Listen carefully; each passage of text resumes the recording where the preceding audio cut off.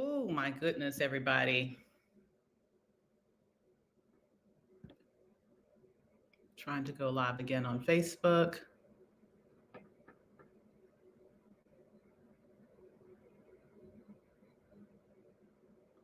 Well, we are live in three of the four places. Something is happening in one of my spots, but that's okay. We're just going to keep moving. So here we are. Here we are. Here we are. I hope we see what's happening here. I hope we see what is happening right before our eyes. Good morning, good morning, good morning. This is Friday, January, what day is this? 30th. And like most of you, I woke up to the news that Don Lemon was arrested last night. Not only was he arrested, let me let you know, they also arrested a sister journalist, independent journalist as well. Actually, I'm more concerned about her because Don is independently wealthy. I know that he will have the ability to fight this battle. He has the resources to fight this battle. And actually, to tell you the truth, after this is over, because they're going to lose like with this one in the same way they've lost with the other cases that they've tried previously with other folk. In some sort of weird way, at the end of the day, it will probably help him. Right now, he's the most famous journalist in America. But let me just say that this is not a good thing. This is not a good thing. And I want us to really understand all that is at stake in this moment and what is happening in this moment. So, hello, hello, hello. Good morning. Let me make sure I'm seeing the chat. All righty. Good, good, good, good. So if you can see me and hear me and everything's good, let me see a thumbs up in the chat. Let me get right into it because I'm not going to be super long this morning. In fact, I just want to let you know I'll be going on live again tonight at 7 p.m. Well, I have more time to go into this with greater effect. But they're going to be having a press conference at 11 with the Justice Department's arm in Minnesota, which has carried this out under the auspices and under the direction of the federal Justice Department. Hello, hello. Okay, so now I know everything's working. Good morning to you too. But I just wanted to come on here for a few minutes this morning to say a few things. What we have seen right now, I wouldn't even say that it's the beginning of the end of democracy in this nation, because we've been flirting with the beginning of the end of democracy in this nation for several months. I mean, just from the very first day he's been in office, when he decided he wanted to be lawless, honestly, by pardoning all of the January 6ers. That was the first indication that that was the end of democracy, because that showed that the rule of law means nothing. Absolutely nothing. So what I will say is that what we have witnessed today is not the beginning of the end of democracy. It is the end of democracy. And I think it's important for us to realize this, because during the campaign, when people were talking about he is a threat to democracy, I really think that many of us thought that argument was too esoteric, thought that argument was too, perhaps too professorial. It seemed too detached from the real world for people to care about it. And maybe even what happened today makes you think that this is too detached from your life for you to care about it. But let me just connect some dots here so that you can see why this matters, why it's happening now, and why this represents an existential threat, not only to your future, to your children's futures, to your pocketbook, to your freedom. All of these things are at stake right now. This man and his minions have decided to come out guns a-blazing, showing that they don't give a fuck about the rule of law. They don't give a fuck about the Constitution. They certainly don't give a fuck about the First Amendment and the Second Amendment, not to mention all the rest of them. And they don't give a fuck about you.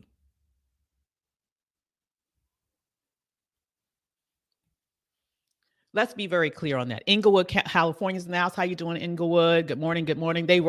Yes, they got the wrong Don. You right about that, Andrew. Hey there, Nikki. Good to see you.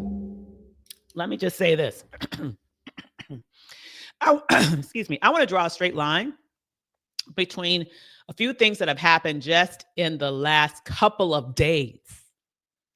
Not to mention the fact that we've been going through this collective assault on us for over a year now.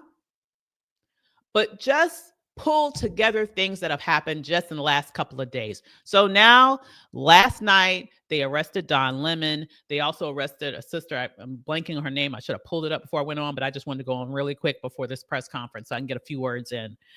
A Black woman, independent journalist as well. Understand, this was after they arrested the other 2 Black women who were protesting in that Minneapolis against the pastor in Minneapolis who was also working for ICE. All of this is stemming from that one protest. All right. But I do think it's interesting that pretty much all the people they are arresting are Black. I think I saw maybe one white man included in what they arrested. But don't you find that interesting? Like, we're not getting picked up by ICE, but we sure as hell getting arrested. Ain't that interesting? Put that into context about what just happened the day before. What just happened right before that, when they decided they wanted to raid a largely Black county in Georgia to steal their ballots from 2020, to steal their voter rolls, to steal their voting machines. And then they're going to have the head of intelligence in on that. Completely under any normal circumstances, out of her purview. This has nothing to do with foreign interference in that election, although we all know who had foreign interference on his behalf in an election. We all know that. So I want you to put a few things together. This particular administration has already sued multiple major mainstream, quote unquote, news organizations. They've basically taken over CBS and all of the incompetence that has happened thereafter. But just know that CBS is now a Trump mouthpiece. Okay? And now they're going after independent journalists. And now they're going after the Black vote. Because we all know what's going to happen. They're going to take that, and they're going to take those ballots, and they're going to take that data, and they're going to use it for own nefarious purposes. The world has seen now very blatantly how they lie, how easily they lie. So do not be surprised when they come out and claim that they actually won Georgia, because we know that they falsify information, and we know that they lie. And guess what? They are looking to put in place fear, inject fear into, the third estate, the media. They're trying to inject fear into the media so that nobody will report on it from that very bold and truthful lens.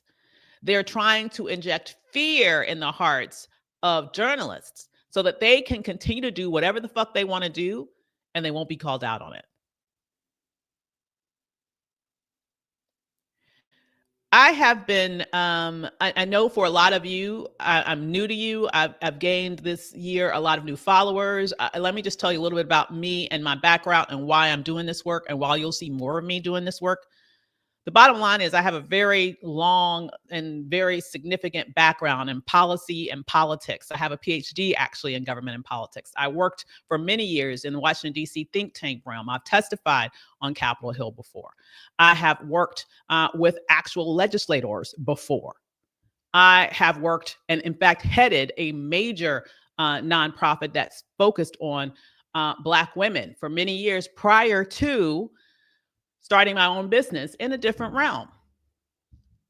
But I have to say, after I witnessed everything that happened last year, I made the decision that given my background and my deep understanding of what was going on right now, I needed to make some shifts in what I was doing and in my priorities and what I wanted to focus on. And that's why you've been seeing a lot more of me this year, and you will continue to see a lot more of me. Because I believe that my voice is needed right now. Because a lot of y'all, a lot of us, not even y'all, a lot of us really don't understand the intricacies of what's happening right now and how it is going to impact you, your family, and the people that you love. I want you to know right now what we are witnessing is a coup in real time. This is a coup. This is a coup. This is a hostile takeover of a government by a dictatorial administration. The actions today have been done to signal that there is no more free speech. The actions of killing a man, a white man, the most revered type of human in this society, at least. He could be murdered on camera. Lies be spun on him. And then it be initially at least be tried to justify, well, not even initially, even Trump just yesterday just went back and said this, and then going to justify because he's carrying a gun. So now they're going after the Second Amendment. Let me let all of these right-wingers, all of you numbskulls who do not understand when someone is going after you and you are sitting here rooting on behalf of your own demise, let me educate you about something. Because a lot of y'all like Russia. The reality is you like Russia because you see Russia as a white supremacist society. That's the part y'all don't say out loud. I know why you like Russia. But I will also want to remind you of something. Russia don't have nothing like a Second Amendment. In Russia, you can't own guns. So those of you who are sitting here saying, oh, well, he shouldn't have bought the gun to the protest, do you really think you're going to be allowed to have guns? You really think that? You must be as stupid as you look. I don't think we really get as a collective how deep this rabbit hole goes. Now, for those of us who have seen it and peeped it from the beginning, to the 92% and the 85% who did not vote on behalf of this, let me tell you why this is happening now and why it matters to us in very real ways.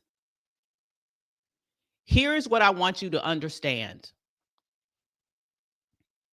What I want you to understand is that when we were talking about the importance of democracy, I want you to understand that the basis of democracy, the foundation of democracy is this idea that majority rules, right? Is that not the foundation of it, that majority rules? Well, I want you to understand that really what is happening right now, the urgency that has taken over the right wing right now, that has ultimately led to, I'm sorry, guys, I'm trying to share this on my other stream because my thing did not go work when I came on. All right. Okay. Boom. I shared it. I want you to understand the urgency that is motivating this administration right now is that it is run by a cabal of not only white supremacists. I have made that argument in the past, but I also want to even drill down deeper on that really quickly this morning. It is led by the cabal of white nationalists, which is there's a slight nuance between the two in that I would argue that all white nationalists are white supremacists, but all white supremacists may not be white nationalists. The main point I'm making here, though, is that there is this belief in the Great Replacement Theory, this belief that white people are being, quote unquote, replaced in this country by people of color. And it's largely because, honestly, there are more white people dying in this nation on average than there are white babies being born. And if you look at that and you look at the diversity of this country, they can see. I have broken this down in other videos that I've done. The census projects that Generation Z is actually the last majority white generation to be born in America. And they are already here. We are already now on Generation Alpha. So they can see the writing on the walls. Now, let me ask you this question. If you then know that the clock is ticking, that in just a few years, you are no longer going to be the majority in this nation, and you know that the very tenets of democracy is this idea of majority rule, then why the hell would you want democracy when you can just have unbridled power via an autocracy? If you know that is the case and you don't want to lose power, you want a dictator. You don't want democracy, you want a dictator. And I'm not just saying that out of the side of my neck because I actually read. And I actually review research and studies in these areas. And there was a study that was done by professors out of the University of South Carolina a few years ago that specifically found that whites who hold racially intolerant views are more likely to prefer a dictatorship over democracy. If you are wondering if what you're seeing right now is the dying days of the American empire, let me let you know you are exactly right.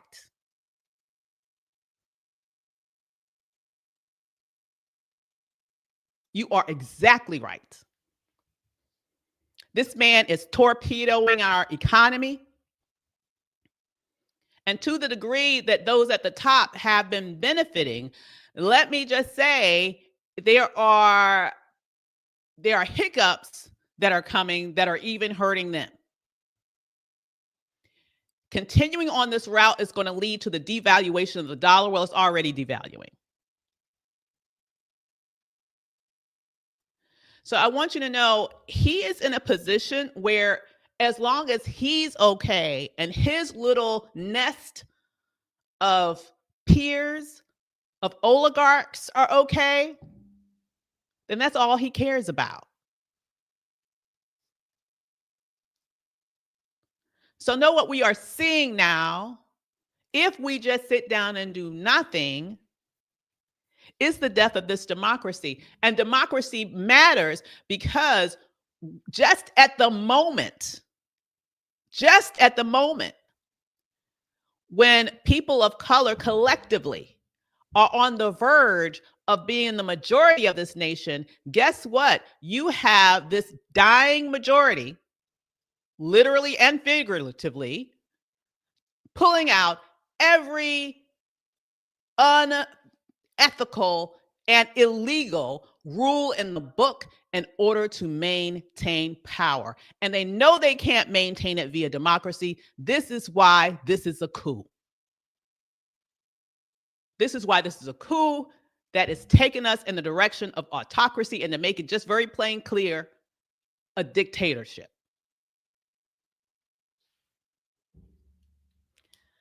Now, yeah, the suing, and I would say the suing, that's another thing, the whole suing the IRS situation. I feel like I'm watching Austin Powers, $50 billion. A couple of things I will say about that. Number one, it's also a distraction because legally they're over a month behind in releasing all them damn Epstein files. They have very selectively released those things that would specifically attack or frame or point the finger at their political rivals. Who could have predicted that? He's looking for a settlement, but the bottom line here is that he's literally taking your money, y'all. He's literally saying, I just want to take taxpayers' dollars directly to me. That don't sound like a president. That sounds like a king. That sounds like a dictator.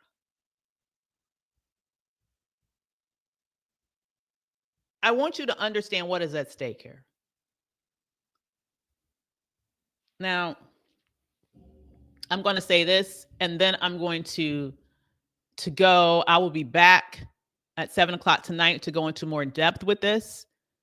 But this is what I will say. A year ago, it's very interesting. You know how Facebook has those things that come up on your screen that reminds you about what happened a year ago? Well, I will say this morning, Facebook had something come up on the screen that happened a year ago. And it was something that my son posted on Facebook that I want to remind you of right now. No, he didn't, because he's not on Facebook. Let me not say that. I guess, the younger generation is not on Facebook, but he used this as an Instagram story. Okay. That said, I want to show you this image because I think it's a very powerful image that I think we need to remember in this moment. All right. I want you to see this. Hopefully you can see this. All right. That is what he shared a year ago. Do not panic. Organize. Do not panic. Organize.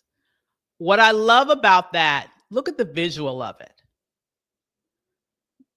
As we are dispersed and individually experiencing the attacks of this megalomaniac, the actual instinct is to flee, is to protect yourself, is to somehow panic and get away from what you believe is the danger. But look at the image of the organization. Look at the image there of what happens when people come together and how the tables can turn when people are organized and can flip the script, and from there can actually be the attackers instead of the prey. I want you to see this brilliant thought and image that my son shared a year ago, and I want you to understand that this is true today. I want you to know that the way out of this mess is not to sit here and try to individually fight this mammoth of a lawless and chaotic, but very, very strategic and evil federal government that is beyond being a federal government right now. I would call it an autocratic regime. The answer is to understand this one fact. There is more of us than they are of them. Can somebody put that in the comments for me, please?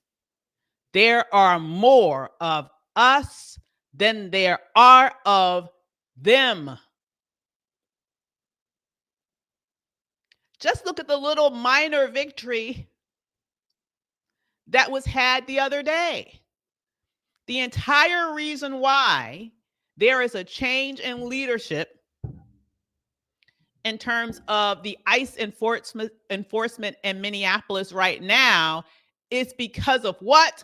Organization. People came together. People put a spotlight on the lawlessness. People exposed the lies. People around the country saw it. Even other Republicans were outraged. Republicans who are strong Second Amendment. There was a strong rift. I want you to understand there was a rift in the Republican Party behind this. Not only was this a white man that was killed, let's just be real, that helped. Because as I said at the beginning, that is a life that is valued at a higher level than any other form of human life in this country.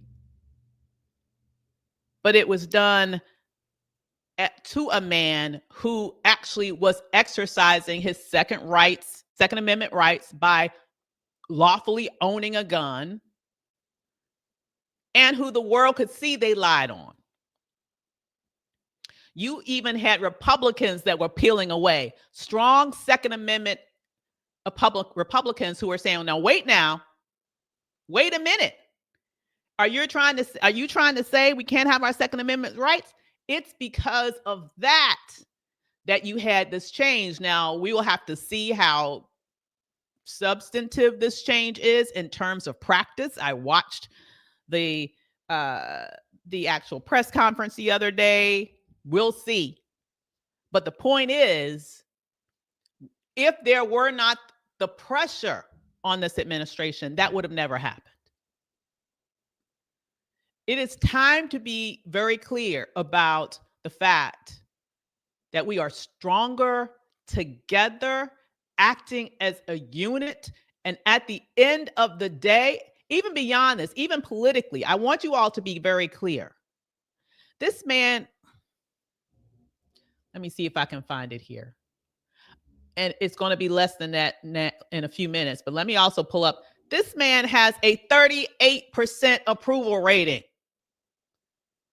38 fucking percent. That means 60%. 60% of people are against him. 60% of people are against this man. I want you to understand that they are acting recklessly. They are acting lawlessly. They are acting as a dictatorial entity. But until we realize that in truth, we are the majority, and we need to use that power swiftly in order to put down this mess, then he will continue to act with impunity. So I'm going to invite you to join me tonight at 7 because I want to talk more about that. I want to talk more about what it looks like and what it should look like and what it needs to look like to come together in a constructive way to fight back. Because at the end of the day, I don't believe that these charges against Don are going to stick. They're going to lose in court like they've lost in court with these other kangaroo like charges that they've come up with previously against other folk. Yes, it's going to cost him money to defend himself. Yes, it's going to cost her money to defend herself. But I want you to understand that this is an indicator of something bigger.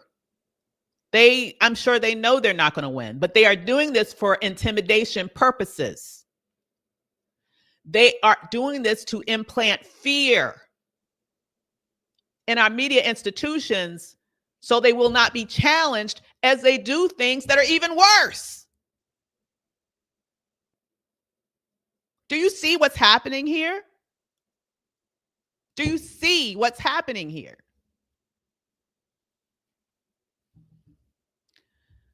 So I'm going to answer Victoria's asking how we can get Congress to impeach him. Why not? It's because Vance is worse. I'm going to answer that super quickly, and then I got to go, but I'll be back tonight at 7 to go into this much more deeply about an action plan. Okay. Victoria, we can't, first of all, we cannot impeach him right now because the Republicans control both the House and the Senate, and they will not do it. Okay. They won't do it. That's number one. And this is why in a previous clips, if you guys have been following for a while, I talked about the fact that I'm annoyed with Democrats for continuing to follow protocol with calling Republicans their Democratic colleagues because they're accomplices. They're accomplices. And people were like, oh, don't you mean that they're adversaries? No, I mean they're accomplices because they are sitting here aiding and abetting crimes. I said what I said.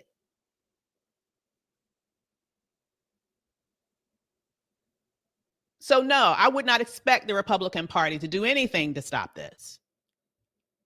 I am concerned seeing what happened in Georgia and seeing the ransom note that they gave to the leaders of Minnesota saying that in order for us to pull out ICE, you need to give us your voting rolls. They are showing us their hands right now that they are looking to have some shenanigans go on in the midterm elections. But guess what? Elections are handled at the state level. So we need to make sure that states are going to protect the voting rights of their citizens. This is we're going to have to go down the rabbit hole about this. But the only way, and I'll go into that more deeply tonight, but I will say really shortly, the only way that he will be impeached is if the Democrats take over the House and the Senate. And if there are enough Republicans, even in the Senate, to be able to join the majority to have enough votes to actually impeach him after the midterms. That's the only chance that we have right now of that happening. Now, that's a better chance than we have today. So the goal needs to be, listen, here's what we need. We need a wave election. Every Republican running for office in the midterms needs to lose. Every last one of them. The Democrats need to keep their seats. And I don't care if you're saying, oh God, they're just the same. Wake the fuck up. When is the last time you've seen a Democrat do something like this? I am so tired of people being willing to sacrifice rights that our ancestors fought and bled for. And I'm being very specific here because I will say Trump's first 2 days in office, he specifically attacked civil rights that Black people fought and died for. So people are willing to put that on the line and lose it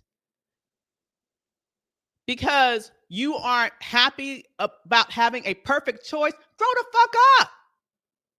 Grow the fuck up. Adults make hard decisions every day. Do you mean to tell me, and first of all, that decision wasn't hard.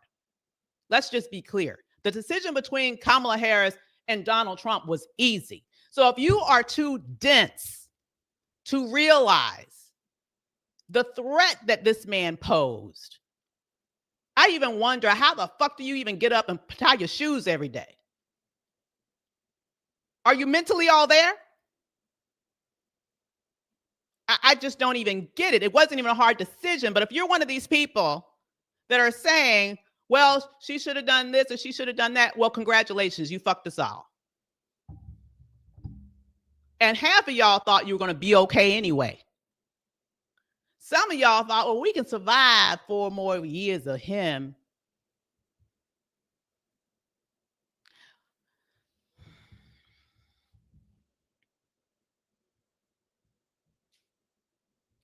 I'm livid. I'm livid. Because ignorance will be the death of all of us. Jesus Christ.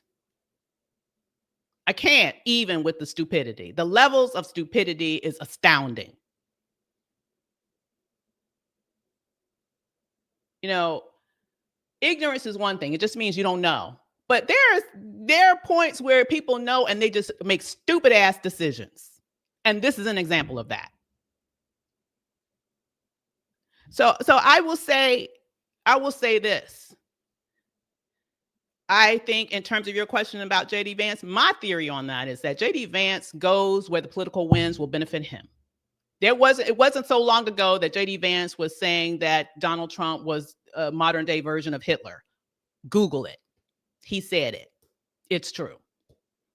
And then when it became more politically expedient to be an ally to him, he became an ally to him. My belief is that if there is a wave election in the midterms, if the Republicans are completely wiped out because people have had enough of this foolishness, and if we're actually able to have a legitimate election in spite of all that these evildoers are trying to do to undermine free and fair elections in this country, because just know this is not going to be a normal election 2026. I'm going to tell you that right now. I predicted. It's really not hard to predict. You already see that they're up for the shenanigans. All right. But if in spite of that, if we overwhelm them with numbers such that it cannot be denied and they are completely wiped off the face of the earth politically, that is the only chance that we have to be able to be successful with an impeachment after the midterms. It can't be done right now because the Republicans are accomplices. They are aiding and abetting this behavior.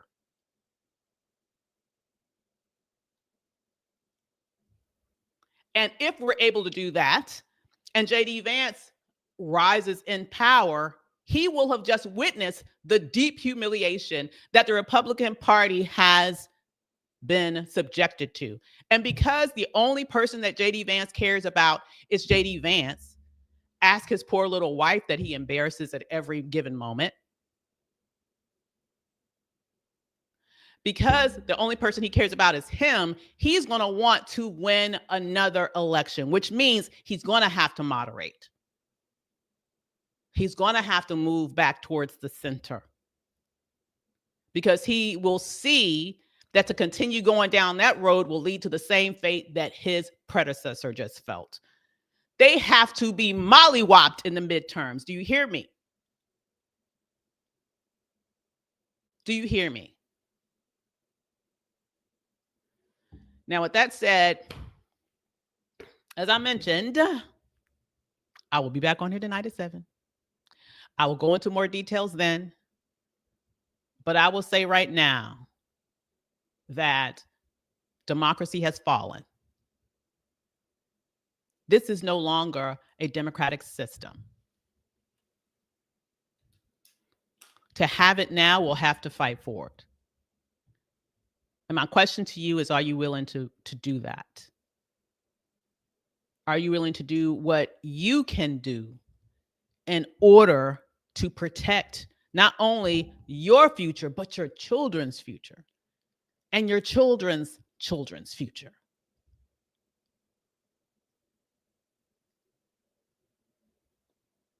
And if you are, we have to be ready to move collectively to do it. When we are separate, we are easy prey. But together, we cannot be stopped. All right, you all? Okay. Well, I will see you all this evening at 7 p.m.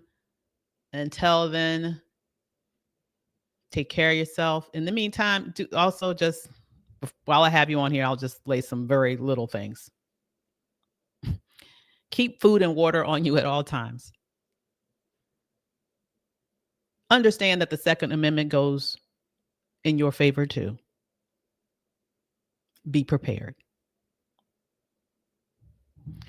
I hope y'all have a wonderful day, and I will see you tonight. Take care.